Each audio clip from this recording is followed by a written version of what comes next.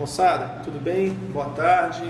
Estamos mais uma vez ao vivo aqui no live do IESP, no Instagram e no Facebook do IESP. Para quem não me conhece ainda, meu nome é Daniel Domenici Moser, eu sou fisioterapeuta e estou à frente da coordenação dos cursos de pós-graduação em fisioterapia aqui no IESP.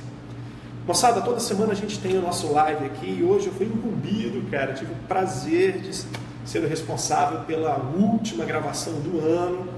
E a gente vai conversar sobre um assunto que é extremamente importante, que é a farmacologia dentro da físio. Uma opinião particular minha, eu acho que o conteúdo ainda é hipovalorizado, seja na graduação, seja nos cursos de extensão ou de pós. Independente se você trabalha na parte de traumato, na parte clínica, de home care, hospitalar ou mesmo no desporto, até na estética, é extremamente necessário que nós tenhamos o conhecimento da farmacologia. Principalmente, é quase que impossível você ter um paciente que não faça uso de uma quantidade desse tamanho de lista de remédios. Farmacologia dentro da fisioterapia, ela, na minha opinião, ela é hipovalorizada. Daniel, mas nós fisioterapeutas, pelo nosso pelo nosso CREFITO e pelo nosso COFITO, nós não podemos receitar. Isso é fato. Só que a gente tem que saber quais são as interferências que esses fármacos causam nos organismos dos nossos pacientes. Para quem trabalha com idoso, então, é uma folha A4 de frente e verso só de remédio. A gente sabe hoje em reportagens, que mais da metade do salário desse povo vai para dentro da farmácia. Falando na realidade intra-hospitalar, trabalho de terapia intensiva ou mesmo de unidade intermediária de internação ou porta de hospital.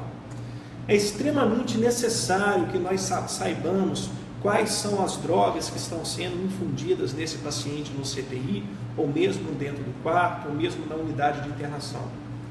Hoje fala-se muito a respeito de mobilização precoce, e essa mobilização precoce implica em movimentação ativa, em trabalho de carga, consequentemente aumento do cronotropismo e do inotropismo cardíaco e todo o metabolismo energético do nosso paciente. Consequentemente, se esse paciente faz uso de drogas vasoativas, você já tem um agente farmacológico potencializando a função cardíaca desse nosso paciente. Uma vez que nós entramos com um trabalho de carga ativo, seja por recrutamento neuromuscular ou mesmo trabalho isométrico ou isotônico, nós vamos aumentar mais ainda a descarga, a pré e a pós-carga cardíaca desse paciente. Então é extremamente importante que nós saibamos quais drogas vasoativas, nesse caso, estão sendo utilizadas, quais as dosagens estão sendo utilizadas, para que nós não venhamos a forçar demais o organismo do nosso paciente. Então é olhar naquela bomba de infusão, o que está escrito? Adrenalina, dopa, dobuta, qual que é a relação, como é que está a pressão, como é que está a frequência cardíaca desse paciente. A gente sabe que o exercício ele causa sim um aumento da frequência cardíaca. É muito comum a gente escutar isso dentro de hospital e principalmente em home care.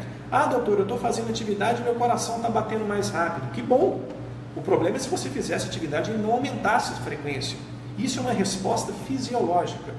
Uma vez que nós temos uma medicação que já faz esse trabalho cronotrópico positivo, a gente entra ainda com um trabalho muscular, um trabalho mecânico.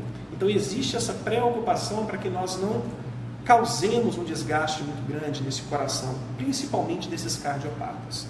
Sabe-se hoje que a hipertensão arterial não significa risco ou não significa contraindicação absoluta à atividade física, muito pelo contrário.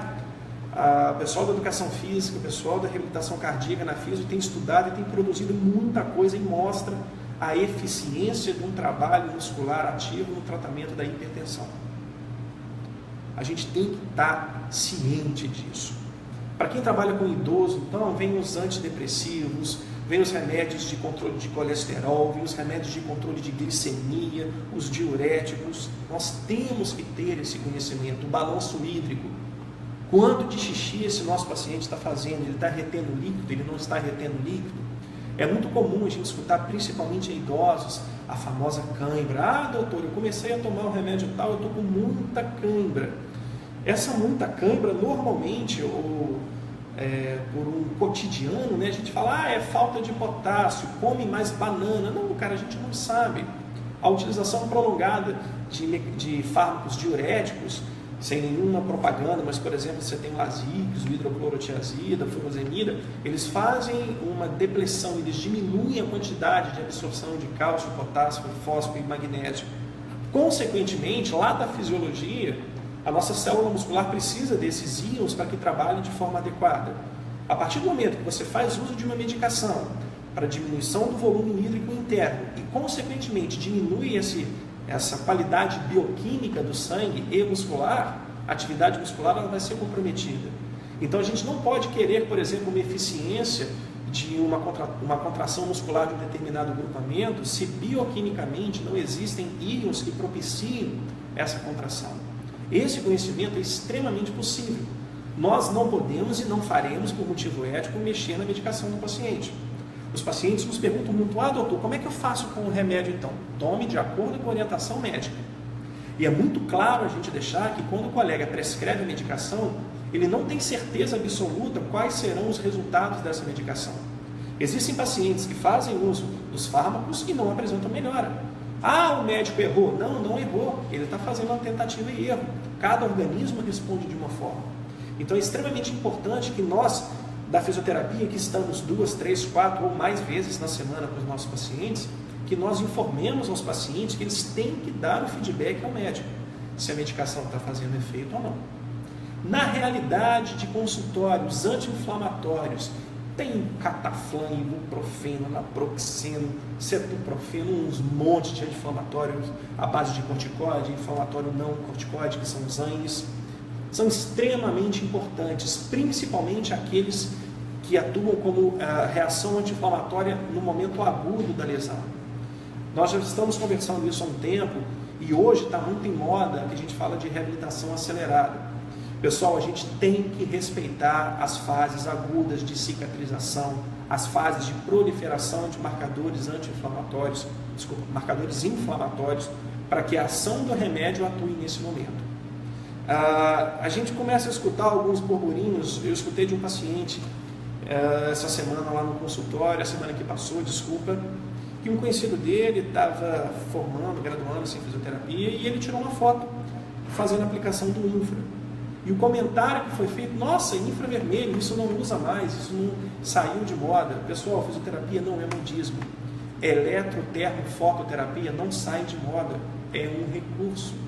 A gente sabe sim que a terapia manual é fantástica, tem resultados absolutos, mas em momento algum, a minha opinião fisioterápica, eu vou falar que a eletrotermofoto é ultrapassada. Ondas curtas ultrapassado? Lógico que não, existem várias indicações, é uma ferramenta. Nessa fase aguda de lesão, por exemplo, neuromuscular ou muscular, a utilização, por exemplo, do ultrassom com uma pomada anti-inflamatória ou mesmo no infravermelho é extremamente benéfica, extremamente aceitável, se a condição clínica do paciente permitir. Nós sabemos, por exemplo, que algumas medicações à base de diclofenaco, de potássio ou de sódio, elas são contraindicadas em pacientes hipertensos, com hipersensibilidade ao diclofenaco ou outros componentes. Então, a investigação, a anamnese tem que ser muito bem feita. Senhora, o senhor tem alergia a alguma medicação? A pomada nós podemos fazer a iontoforese, a fonoforese. Nós não podemos prescrever a compra do remédio.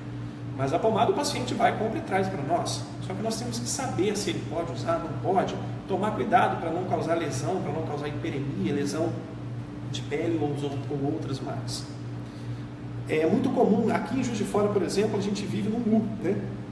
Juiz de Fora aqui embaixo, então você tem umidade, você tem calor, você tem poeira. As reações alérgicas, o número de pacientes que fazem uso das bombinhas, das medicações tipo aerosol, anti-inflamatórias, à base de corticoide. Então você tem um monte de bombinha. É aquela história, o meu filho, a minha filha, eu, meu cunhado, o fulano de tal faz uso da bombinha que dispara o coração, o tal do Berotec, o Atrovent. Quando eu faço a bombinha, meu coração dispara. Nós sabemos que alguns fármacos eles têm uma acessibilidade de receptor alfa-adrenérgico, beta-2 agonista. Isso tudo implica na função cardiovascular e no ritmo cardíaco. Então, aquela história do paciente, do neném, da criança, do idoso, ou seja lá quem for, que faz uso do Berotec e do Atrovem, que dá ataque cardíaco, tudo isso tem que ser levado ao conhecimento do fisioterapeuta e do médico, porque nós não vamos estressar, do ponto de vista muscular, uma criança, um paciente que tem esse tipo de complicação e faz uso desse tipo de medicação. O que eu queria deixar claro para a gente hoje, pessoal, que a farmacologia, embora nós não possamos prescrever, ela não pode, em hipótese alguma, ter uma hipovalorização. A gente não pode vendar os nossos olhos para isso. O paciente chega com um caramaço desse tamanho de medicação. A gente não é obrigado a saber tudo. Mas, por favor, conselho que eu recebi de um professor e eu passo a todos os colegas. Tenha um DEF, Dicionário de Especialidades Farmacêuticas, dentro da sua gaveta. Não custa nada, você não precisa falar para o seu paciente que você não sabe qual é aquele remédio. Nós não somos médicos, nós não prescrevemos, mas a gente tem que ter o conhecimento do que aquele remédio faz, quais as consequências e quais as sequelas. Beleza? A fisioterapia está crescendo muito, e graças a Deus por isso. Cabe a nós, fisioterapeutas, cuidarmos para que a nossa profissão seja cada vez mais valorizada, cada vez mais impulsionada para frente e que nós possamos cada vez mais trabalhar em congruência, em conjunto com os demais colegas da equipe multidisciplinar. Moçada, último live do IESP. Quero aproveitar aqui para desejar a todos vocês um Natal fantástico, muitas festas, alegrias, uma união muito grande e um 2018 de muitas realizações e muito conhecimento. Hashtag o IESP compartilha conhecimento. Prazer falar com vocês, um excelente final de ano. Em 2018 a gente está de volta. Valeu, Feliz Natal para todo mundo.